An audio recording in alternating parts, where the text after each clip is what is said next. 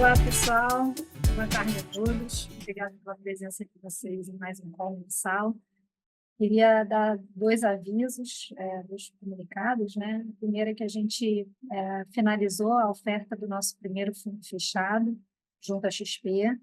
A gente fez um roadshow aí ao longo de 2 meses e a oferta encerrou, então a gente gostaria de agradecer aos nossos parceiros pela confiança. Foi um passo muito importante aqui na gestora e a gente imagina que esse seja o primeiro de muitos fundos fechados, tá? Em crédito estruturado. Segundo comunicado é que a gente lançou recentemente um fundo, também através da XP, um fundo com baixa vol, que tem como objetivo a rodar ali em 102%, 103% do CDI, com uma volatilidade bem baixa e com uma liquidez em D2. Se vocês precisarem de alguma informação sobre esse fundo, por favor, entre em contato aqui conosco, que a gente ficará muito feliz de explicar para vocês. Tá? Hoje a gente vai seguir a ordem de sempre. Primeiro o Paulo vai falar um pouco de economia, depois o Pedro Drê vai falar do mercado de juros, das nossas posições, Fernando Chibante, na sequência, falará do mercado de moedas, o Petrônio fala um pouco de crédito privado e, por fim, o Duda Rocha fala um pouco da parte de renda variável. A gente está com a caixinha de Q&A aberta, então, caso vocês tenham alguma pergunta, podem fazer a pergunta por lá, que a gente tenta responder ao longo do call. Obrigada, Paulo. Pode começar, por favor. Boa tarde a todos. Começando pela questão da pauta do Trump nos Estados Unidos, acho que foi um mês importante e assim, em várias esferas. A primeira dela, talvez seja a que chame mais atenção, que esteja mais presente no noticiário, a questão comercial. A gente teve uma certa descompressão na disputa do Trump com a China. Acho que a principal disputa comercial que ele tá fazendo era a tarifa mais alta e tudo. Eles conseguiram chegar em um meio termo, vamos falar assim, uma trégua, e, enfim, então, utilizando tarifas mais baixas por enquanto, por 90 dias, né, e esperando, enfim, ver o que dá para ser costurado de acordo. Né? Vamos lembrar que os Estados Unidos também tem uma trégua com a maioria dos outros países, então acho que fica uma dúvida aí nesses próximos meses, mas por enquanto a gente está numa janela um pouco menos tensionada. Né?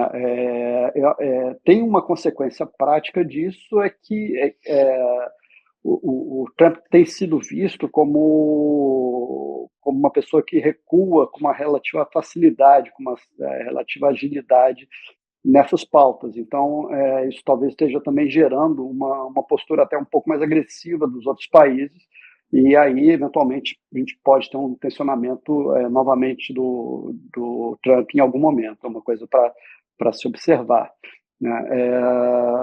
Tem também a questão da geopolítica, e aí o Trump ele chegou com uma pauta muito forte também de tentar ajudar ali enfim, no distensionamento em diversos conflitos. Esses conflitos eles têm seguido, ele não tem sido também não tem sido bem sucedido nisso. Então, essa agenda de tentar distensionar a relação de Rússia com a Ucrânia, o Hamas com Israel, também tem a questão nuclear no Irã, né, são pautas que não andaram muito bem. E a terceira questão é a questão fiscal. Né? E quando a gente vê o que foi aprovado pela Câmara americana em relação ao orçamento, né, a gente vê ali que realmente o cenário fiscal americano não tem também muito sinal de consolidação. Né? A gente vê ali, na verdade, um cenário que tende a gerar uma elevação da dívida aí nos próximos anos, né, a não ser que tiver alguma coisa muito fora da caixa ali do Senado. Mas, enfim, então quando a gente olha esse conjunto como um todo, talvez seja uma evolução mais negativa, né, menos favorável ali enfim, dessa pauta do Trump, enfim, diversas dimensões. Do cenário doméstico, acho que a gente continua tendo um cenário com atividade muito forte né? Acho que não dá nem para falar de resiliência, é força mesmo, né? A gente teve um primeiro trimestre que foi até ter uma desaceleração quando a gente olha do lado da oferta, mas, na verdade, o principal ali, a principal informação é do lado da demanda, né? A parte de consumo e investimento, demanda privada, doméstica, e o que a gente vê ali foi um dado muito bom, né? Tanto do consumo quanto do investimento, né? Mesmo num cenário de uma taxa de juros que é vista como elevada, mesmo também num trimestre que o fiscal não contribuiu para a aceleração de crescimento. Então, tem uma questão da agricultura do lado da oferta, mas, de novo, acho que o mais importante ali é o lado da demanda, né? E a gente continua tendo um mercado de trabalho muito forte, os dados de abril foram fortes, né? A gente vê esse início também do consignado do setor privado, né? A gente tem uma série de coisas que devem dar uma sustentação ali para o crescimento ao longo do ano, e gerar um PIB em torno de 2,5% em 2025. Na questão da inflação, é que a gente teve um sinal um pouco mais positivo para o Banco Central, e aí no IPCA 15, na divulgação do último IPCA 15, a gente viu um número que veio realmente abaixo do consenso do mercado, e com alguns indicadores de tendência de inflação ali mais, enfim, com uma dinâmica um pouquinho melhor, embora ainda num patamar muito alto, ainda incompatível com a meta, né?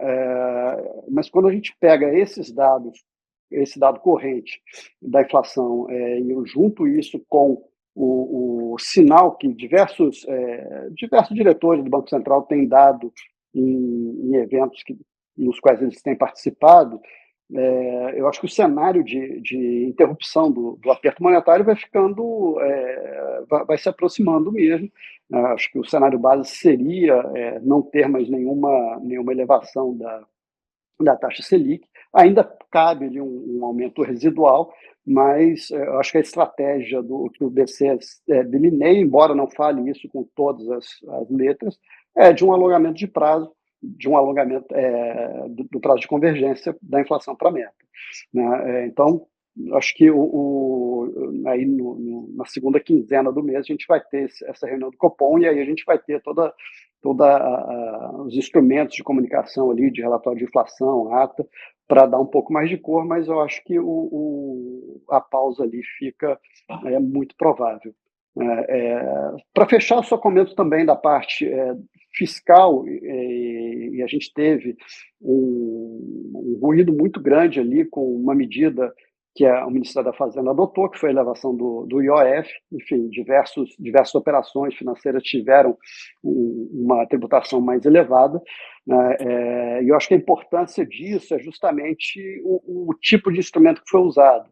O IOF é um imposto regulatório, não foi pensado para gerar arrecadação. Na coletiva, a Fazenda deixou muito claro que a elevação era efetivamente para gerar arrecadação, e basicamente por duas características, né? Que o uso dele foi gerado por conta dessas duas características. A primeira é que a Fazenda não precisa, o governo, de forma geral, não precisa levar isso à votação, então o instrumento feito unilateralmente. Segundo, que ele começa a ser, ele entra em vigor muito rápido, né? Então a gente está, o que salta aos olhos ali é justamente uma pauta enfim, de tentar fechar a conta, né, com o instrumento mais fácil possível, né, que gere menos negociação, gere menos tramitação no legislativo. Acho que com isso a gente confirma a ideia que qualquer pauta de reformas, de melhora de perfil de gastos e coisas do tipo, realmente fica bastante improvável, porque, enfim, o recurso a esse tipo de instrumento já revela que, enfim, o próprio governo mapeia isso como pouco, como eventos difíceis de serem feitos. Bom, acho que é isso aqui da parte do cenário econômico, e com isso eu passo para o Pedro para falar da parte de juros. Boa tarde a todos. Dando sequência aqui para a parte de mercados, como o Paulo já bem falou, à luz desse recuo do Trump no fronte comercial, que tem sido a parte mais importante aí, que tem ditado o comportamento dos mercados, a gente vê uma grande descompressão de risco no mês de maio, as bolsas lá fora tiveram uma performance muito boa, e a gente observou também o movimento de abertura de taxas de juros nos Estados Unidos, né, dependendo do vértice aí da curva, algo entre 25 e 30 bases, né, e o mercado passando por uma reprecificação considerável aí dessa parte de política monetária, como a gente comentou aqui no call do mês passado, a curva americana precificava aproximadamente 3 cortes de juros ainda esse ano, até dezembro, e com esse movimento recente do mês de maio, a gente viu a curva indo para aproximadamente 2 cortes de juros. Né? O Fed tem mantido uma postura conservadora. A gente teve a reunião do FONC logo na sequência do nosso call aqui no início do mês passado, e a gente observou ao longo do mês uma postura conservadora aí à luz de tanta incerteza. Né? A despeito desse recuo recente das políticas do Trump, a incerteza continua enorme, continua ditando os mercados, mas fato é que a vol se reduziu bastante por conta dessa percepção que se cristalizou aí de que o Trump acaba recuando um pouco dos movimentos agressivos que ele faz, né? Então, a despeito disso, a gente continua observando uma economia americana que está migrando para um equilíbrio pior, apesar dos números ainda não terem mostrado isso de maneira clara. Inclusive, o que a gente observou de divulgação de dados aí ao longo do mês de maio foram dados que mostram ainda uma economia muito bem parada, dados que mostram uma resiliência econômica boa, e a parte de inflação veio com uma divulgação boa, até números melhores do que o mercado imaginava. Então, os dados surpreenderam positivamente aí ao longo do mês. Acho que isso contribuiu para esse movimento da renda fixa americana. Tá? A gente continua com uma crença de que o Fed não vai entregar esses cortes de juros que estão precificados na curva, mas a gente entende esse prêmio, porque acho que no risco de uma agudização, de uma desaceleração, muito provavelmente ele vai agir se o mercado de trabalho tiver uma deterioração forte, que ainda não aconteceu, que a gente vê um mercado de trabalho ainda robusto, mas o mercado deve manter esse prêmio, mas o nosso viés aqui permanece, então, um viés tomador de juros, caso a curva tenha um movimento de fechamento de taxa muito forte. Mas não temos posição nesse momento. No portfólio internacional, o que a gente mantém um viés aplicador em determinadas regiões. A gente citou aqui no mês passado Europa, onde os efeitos dessa guerra comercial são mais claros, é um choque de demanda negativo e um choque de oferta positivo, então a soma joga a atividade econômica para baixo e inflação para baixo. Então, a gente mantém um viés aplicador na Europa. Essa semana tem reunião do Banco Central Europeu, o mercado precifica um corte de 25 bases, que a gente acredita que o Banco Central vai entregar, e depois vai dar sequência nesse ciclo de extensão de juros.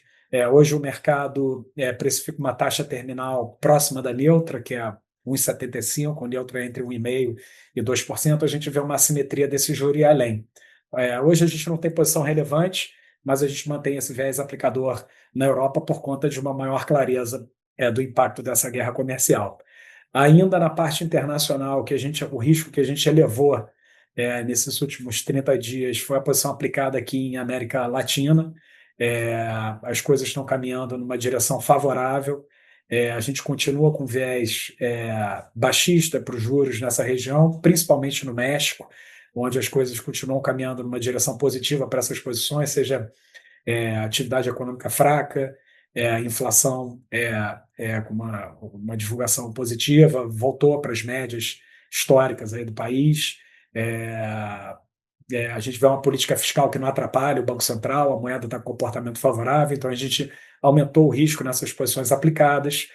Hoje o mercado precifica uma terminal perto de 7,5, um pouco abaixo, e a gente vê uma assimetria para esse Banco Central estender o ciclo e ir além. Então, esse viés continua, porque esse mundo de desaceleração de atividade econômica, uma inflação que, por enquanto, está vindo controlada, eu acho que é favorável para essas posições aplicadas em juros, mas ainda o ambiente internacional, a despeito da redução da volatilidade, ainda está dominado por muita incerteza por conta da importância dos Estados Unidos e a incerteza de como é que essas coisas vão evoluir no governo Trump. Tá?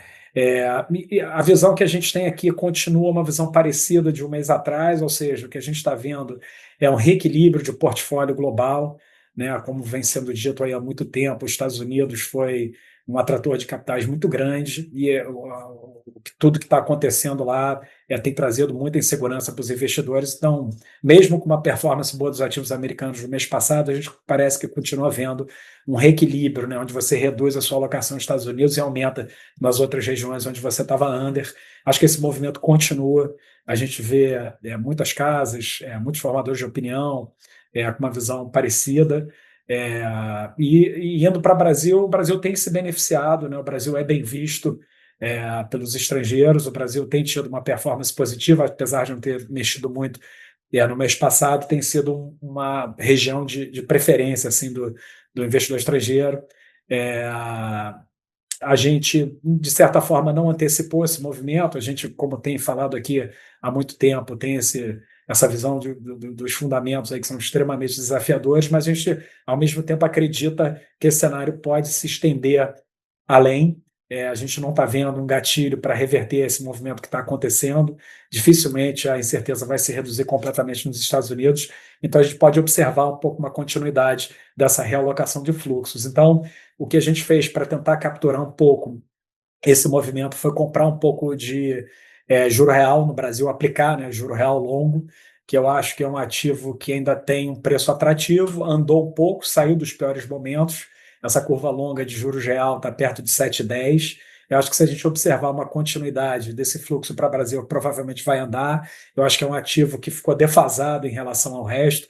Quando você compara, por exemplo, com o comportamento da Bolsa ou do câmbio, parece que a B longa ainda tem um pouco mais de prêmio para ser comprimido. É um trade mais tático, está tentando capturar um pouco uma continuidade desse movimento que já está acontecendo, né? E a gente acredita que ele ainda pode andar um pouco mais. Então, a novidade aqui em Brasil foi que a gente montou essa posição mediana, aplicada então nesse juro real mais longo, apostando que a gente pode ter uma continuidade desse processo.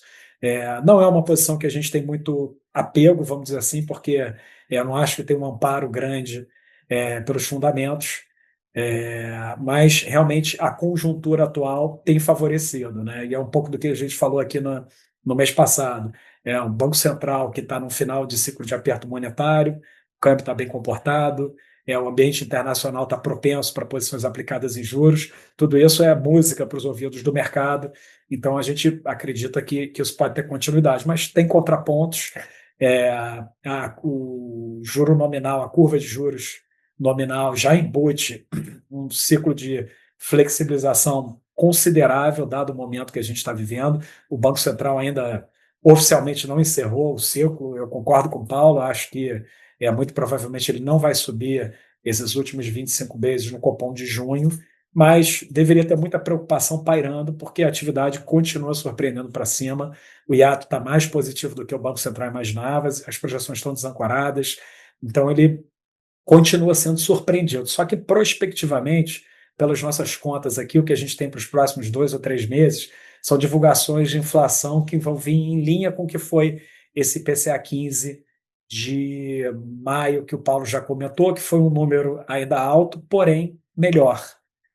Com aqueles indicadores de tendência mostrando uma figura um pouco melhor do que vinham mostrando, e você vai ter mais uns 2, 3 meses com divulgações nessa linha, e isso pode dar um certo alívio para o mercado de juros, mas eu também repito aqui a frase que falei há um mês atrás, que eu acho que o mercado colocou a carroça na frente dos bois, já embute 200 vezes de corte de juros antes mesmo do Banco Central ter encerrado oficialmente o ciclo de aperto de juros. Tá? Então, a gente está um pouco nesse conflito de price action positivo com fundamentos negativos. Acho que existe uma esperança grande no mercado com relação à alternância de poder nas eleições do ano que vem, e que o encontro com uma consolidação fiscal é inevitável. Vocês sabem que a gente é um pouco cético com essa visão. Até lá é um caminho muito longo, que vai ter muita volatilidade e muita reação do governo, obviamente na direção de gastar mais para tentar se reeleger.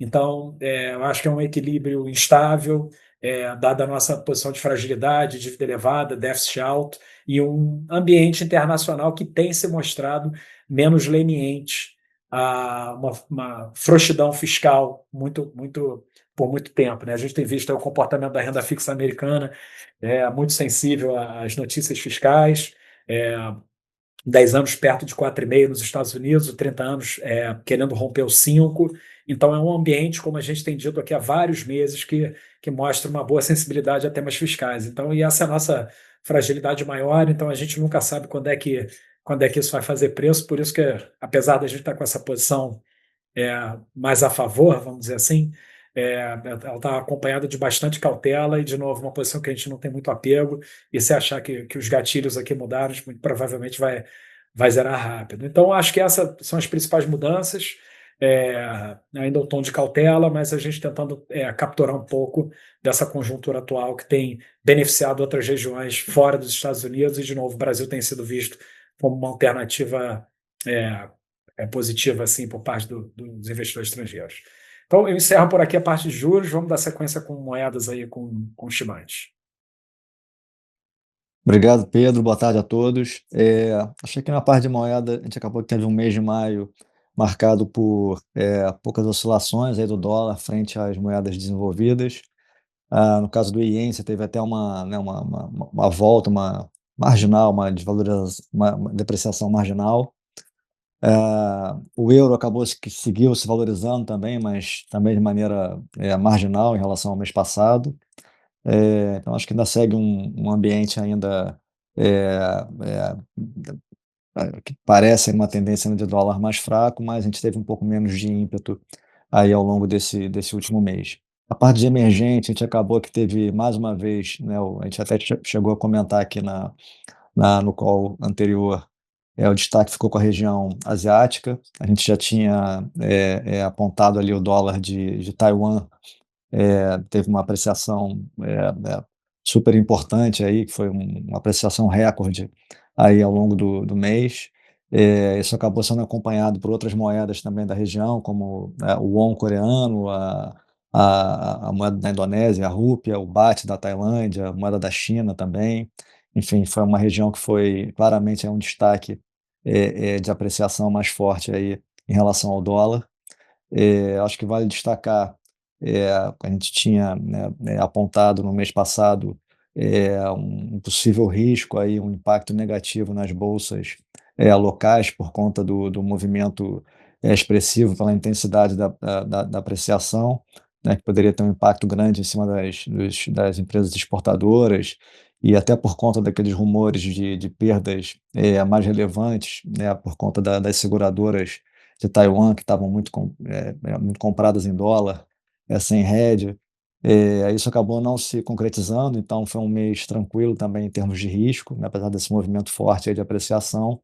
Então, aparentemente, os riscos seguem, por enquanto, controlados. Aqui na parte local, a gente voltou a ter um fluxo financeiro de saída que bastante ruim, já vinha ruim e piorou ao longo do mês. Então, eu acho que nessa parte aí ainda mostra uma certa fragilidade. Por outro lado, ainda teve essa questão também já comentada aqui do IOF, acho que deu né, uma sensação ali, um momento né, bastante ruim ali, um sentimento bastante ruim em cima do real, por conta dessa discussão que está sendo, enfim, revista agora, como o Paulo comentou, mas acho que traz um pouco dessa sensação aí de fragilidade por um lado. Por outro lado, você tem, como o Pedro mencionou, essa pressão global aí por um dólar mais fraco, né? Tá um ambiente propício aí onde o Brasil no relativo acaba se situando numa posição um pouco mais confortável, pelo menos por enquanto. Então você tem essas duas coisas pressionando, né? Cada uma para um lado aí na balança, e ainda tem adicionalmente, à medida que o tempo vai passando, essa questão também das eleições, o Pedro comentou também. Eu acho que vai ganhando também um pouquinho mais de força a cada mês que a gente vai avançando. Então, é mais um item também para se colocar aí na balança também, que tem tido bastante impacto também, começando a ter bastante impacto também no mercado de moedas, né? Afeta bastante aqui o humor. Em termos de posicionamento, diante desse cenário, a gente segue aqui com posições menos estruturais e mais táticas. Então, o fundo segue nessa parte de moeda com riscos bastante baixos, e acho que, por enquanto, a ideia é permanecer dessa forma aí no curto prazo, tá? Acho que é isso aqui do meu lado. Eu passo para o Petrônio para dar sequência na parte de crédito. Bem, boa tarde. Vou tentar fazer um pequeno resumo aí do que cada um falou, né? Mas eu pegando aqui do Paulo barra Pedro, uma melhora, uma descompressão, né? Nessa guerra comercial lá fora, eu acho que isso é, gerou um ambiente um pouco mais tomador de risco, de forma geral, e ao mesmo tempo, o- todos esses movimentos que a gente viu nos Estados Unidos ao longo desse início de governo Trump, tem fazendo uma busca maior por diversificação de ativo. Então, você combinando essas duas coisas, emergentes e América Latina como um todo, tem tido um desempenho mais positivo, o que eu diria até surpreendente. Assim, é raro os momentos onde você tem um ambiente lá fora mais turbulentos e aqui não sofre mais. Mas eu vejo isso como um sinal de força importante. E a gente, junto com isso, tem aqui para o Brasil um ambiente também um pouco mais positivo, vindo dessa perspectiva de fim do ciclo de aperto dos juros. Então, eu diria que essa combinação torna todo o ambiente mais propício a tomar risco, a buscar investimento, e grande parte dos investidores está com a carteira extremamente conservadora e os gestores também, né? E o que a gente percebeu, dado esse cenário todo aqui no mundo de crédito, e não está muito diferente do que a gente imaginou que fosse acontecer. A primeira coisa é uma continuidade de fluxo positivo, então ele ainda não está em números assim extremamente elevados, mas a gente vê um mês a mês um crescimento de entrada, de aumento de captação, é, ao mesmo tempo uma maior atividade no secundário, e aí eu posso falar que aqui na mesa, no dia a dia, dá para sentir claramente uma busca muito forte, uma demanda muito grande por papel AAA e uma maior troca de mão, principalmente depois da reunião, a última reunião do Copom, é, um volume maior de negociação de papéis que não são os AAAs. Embora isso não tenha resultado claramente em fechamento de spread, eu diria que também é um sinal importante, quer dizer que tinha gente querendo diminuir posição e encontrou um comprador num preço razoável, que achou fair e saiu o negócio. Então, eu diria que esse cenário me parece, assim, em termos de preço, bastante, eu acho que a palavra certa é de suporte de preço, né? Assim, não estamos enxergando no curto prazo nenhum evento para mudar esse cenário, claramente mostrando essa direção. Pelo contrário, o que parece é que a gente vai ver uma continuidade de aumento de risco, continuidade de fluxo, a contrapartida é um volume de ofertas, né? E esse volume tem sido elevado e nos surpreendendo para maior, quer dizer, os números que têm saído de emissões no mercado primário têm sido superiores ao que a gente imaginou, e de certa forma isso tem gerado um bom equilíbrio, né? Os fundos nesse cenário, de forma geral, tiveram um bom desempenho, e eu acho que o grande desafio do gestor hoje é, tendo em vista essa captação, amortizações que acontecem no dia a dia, que são relevantes, pagamento de juros, né, e a posição que a maior parte das pessoas já está mais conservadora, é o que fazer, né, no que investir. E eu vou dizer que a gente tem feito já há algum tempo, e no mês passado não foi diferente. De um lado, a gente tem diminuído posições com calma, sem pressa, mas diminuindo posições em papéis AAA longo, que estão tendo um desempenho muito, muito positivo, mas a gente acha o risco de mercado elevado, e acima de tudo, que a gente tinha uma posição muito grande nesses papéis, né?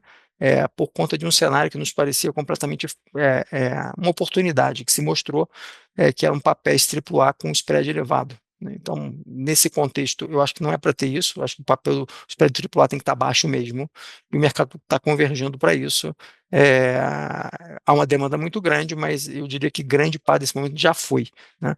Então, o gestor tem que buscar outras alternativas.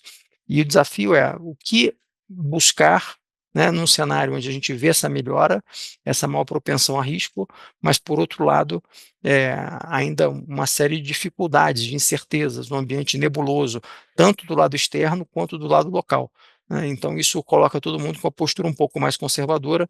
Eu tenho a impressão que esses papéis de mais risco vão ter um bom desempenho, olhando os próximos meses, e quem investir vai ter um bom resultado de curto prazo, mas se você fizer isso de forma mais generalizada e sem tomar cuidado, o custo no longo prazo pode ser grande também, né? Então, nós estamos vendo aqui como a melhor oportunidade são os papéis mais estruturados, papéis que têm garantia, que compõem às vezes pulverização, nesse caso os FDICs se destacam muito, ainda teve um vento a favor na parte de regulação, que favoreceu esse tipo de instrumento em detrimento de fundo exclusivo.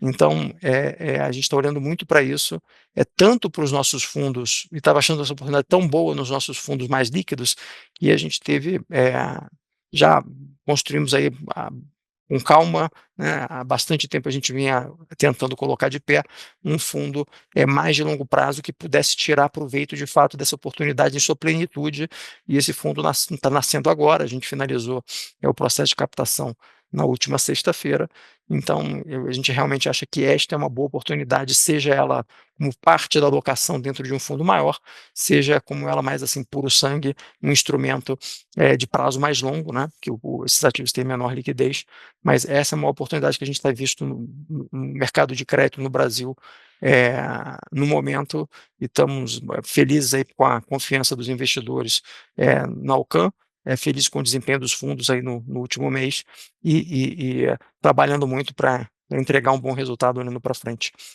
Eu acho que é isso, passo a palavra aqui para o Duda complementar. Bom, obrigado, Petrônio, é um prazer falar com vocês, clientes. Queria só corroborar o que o Petrônio falou, acho que o momento da Alcan é muito bom, eu fico muito feliz com a performance dos fundos de crédito, assim como todos os fundos multimercado e ações sendo premiados como melhores fundos, se mantendo no primeiro quartil, como a Isabel complementou, a gente fechou a primeira oferta pública de ações, entregando um alto valor agregado, nosso desafio é entregar CDI mais 3%, lançando o fundo também com FDIC provendo liquidez, esse é um fundo que ainda não completou 6 meses de performance, está disponível na XP, mas também é bastante favorável. Então, em vários momentos positivos, e aqui em todos os fundos de ações e multimercados a gente conseguiu entregar uma performance positiva, relevante. Então, eu também fico bastante feliz de estar conseguindo isso, e isso de forma com bastante consistência no retorno ajustado ao risco, né? Bom, falando de bolsa, acho que o destaque foram as bolsas lá fora. O Nasdaq subiu aproximadamente 9%, o S&P próximo de 6%, e aqui só 1,5%, né? Depois de alguns meses, o movimento da bolsa aqui está mais forte, tá? A gente acredita que os riscos estão presentes ainda, o mundo e o Brasil estão com juros altos, o mundo e o Brasil estão com um desafio fiscal. Aí eu destaco principalmente os dois mercados que a gente mais olha, o Brasil e os Estados Unidos, né? Os Estados Unidos como síntese da Bolsa Global, a gente tem posições também na Ásia, mas a maioria das posições nossas externas estão focadas nos Estados Unidos, e os Estados Unidos particularmente tem o efeito das tarifas, que eu acho que também explica por que a gente hoje tem mais de 50% das posições no Brasil, onde o nosso círculo de competência é bastante alto, porque também está tendo um reshuffling, né, uma mudança de fluxo um pouco de Estados Unidos para mercados emergentes, particularmente o Brasil se beneficiando disso, tá? Então, eu acredito que isso pode continuar. Isso não é muito relevante, mas qualquer fluxo marginal explica um pouco o desempenho da Bolsa. Nós somos um pouco, como eu falei, do ponto de vista de juros e fiscal, cautelosos um pouco com otimismo em relação ao Brasil. Então, a gente continua 80% redeado, tanto aqui dentro quanto lá fora, procurando gerar alfa, com bastante consistência. E, de novo, esse mês a gente conseguiu, com todo esse ambiente de volatilidade, a maioria dos dias positivos aqui para a Bolsa, tá? Bom, algum destaque dos fundos que eu gostaria de chamar a atenção. O nosso FIA, que também pode investir lá fora, rendeu 6,5%, ante 1,5% da Bovespa. Nosso long and short rendeu quase 5,5%. E nossos fundos institucionais também bateram a bolsa, tá? E todos os nossos fundos multimercados também tiveram uma performance relevante, mais de 200% de CDI. O retorno absoluto chama atenção aí, que a gente adicionou 1,5% de retorno, tá? As posições em ações seguem relevantes, por exemplo, no retorno absoluto, nosso fundo mais líquido, temos cerca de 43% comprado e 35% vendido, ou seja, 80% aproximadamente redeado, mas gera uma exposição de quase 80%, né? E o dobro disso até no long short, que tem um risco maior, que rendeu aí quase 4% no mês, tá? Então, a gente continua vendo um cenário positivo, e eu acho que o nome do jogo para a gente aqui continua sendo a consistência, a gente procurar um risco-retorno favorável. O Brasil, particularmente, além desse fluxo que a gente está recebendo do estrangeiro, eu acho que também teve a sinalização do Banco Central que estaria provavelmente no fim do ciclo de alta de juros, que é o nosso grande problema aqui, o custo-oportunidade, e a curva futura já precifica alguma queda de juros para o ano que vem. Então, acho que tem essa perspectiva, principalmente para o ano que vem. A gente revisa rapidamente as projeções aqui e já vi algumas empresas com um ganho adicional de lucro relevante para o ano que vem, e a gente fez algumas mudanças no portfólio que eu vou destacar depois. Além disso, claro, você tem a opcionalidade de eleições, que eu acho que ainda veio pouco para o preço aqui, mas também é algo que pode atuar favoravelmente, já que a gente precisa fazer um ajuste fiscal. Destaques, tá? Primeiro, a carteira externa, dada a alta do mercado lá fora, foi o destaque. A gente acertadamente continua perseguindo o setor de tecnologia, que teve uma performance bem acima dos outros setores. Corroborou isso também um ambiente do earnings season muito favorável, principalmente nas empresas que a gente estava investido. Então, a gente expandir a carteira e a gente continua com o viés de expandir, tá? A gente expandir aonde? Principalmente no setor de rede social, a gente expandiu. A gente também expandiu em semicondutores, mas também tem hedge dentro do mesmo setor.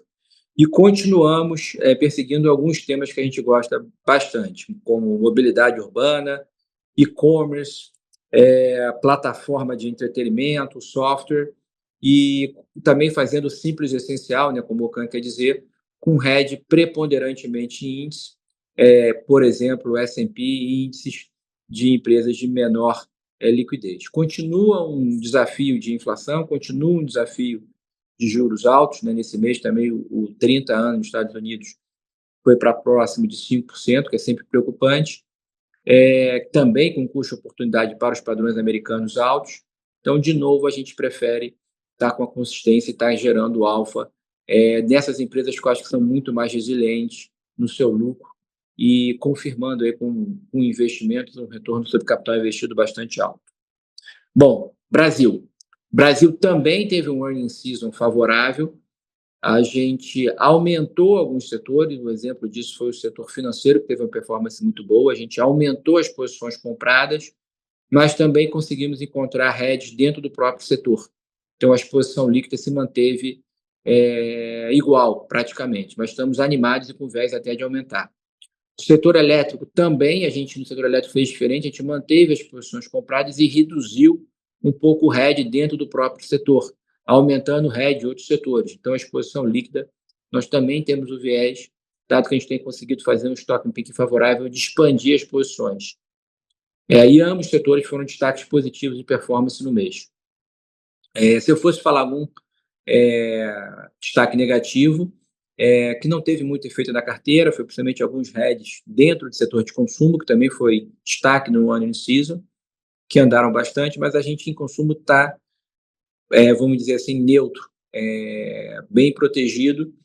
Também as pessoas que a gente estava comprado tiveram um desempenho bom, tá? Então, não chega a ser algo relevante, tá? Outro fator que foi fator de sucesso bastante importante no mês e a gente continua perseguindo manter os hedges mais concentrados em empresas de commodities, que com revisões de crescimento global continuam sentindo um pouco e particularidades em relação às commodities, no caso do petróleo, uma expansão da produção da OPEP, no caso da China, uma desaceleração no investimento em infraestrutura.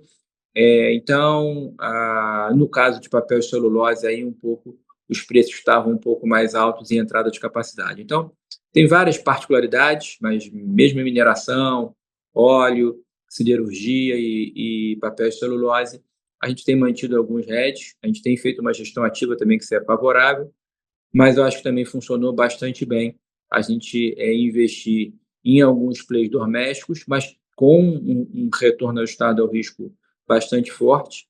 A gente, de novo, né, é cauteloso um pouco também em relação aos fundamentos do Brasil e do mundo, e temos um viés um pouco que os juros aqui ficará mais alto por mais tempo. Então, acho que basicamente seria isso. Eu passo a palavra aí para a Isabel, se tem alguma pergunta. Pedro, não temos perguntas hoje não. A gente pode encerrar o call e agradecer a participação de todos. Tá bom. Mais uma vez, eu queria agradecer a todos os clientes e feliz de estar conseguindo dar consistentes, boas notícias a vocês. Um abraço e boa tarde a todos.